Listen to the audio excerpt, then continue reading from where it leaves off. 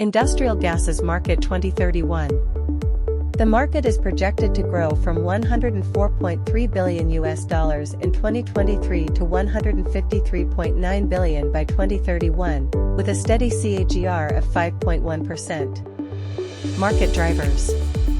Healthcare growth and rising use in food, metalwork, and manufacturing are boosting industrial gas demand.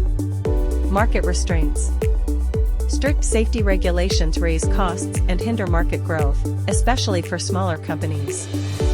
Market opportunities. Clean energy demand is boosting hydrogen and CO2 use in decarbonization, carbon capture, and fuel cell technologies. Regional analysis. Asia-Pacific leads demand, while North America and Europe focus on manufacturing, green hydrogen, and biological computing R&D.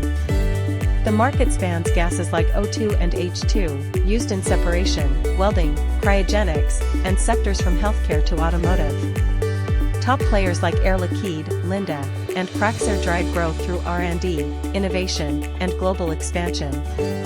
Air Products sold its LNG tech business to Honeywell for $1.81 billion to focus on industrial gases and clean hydrogen.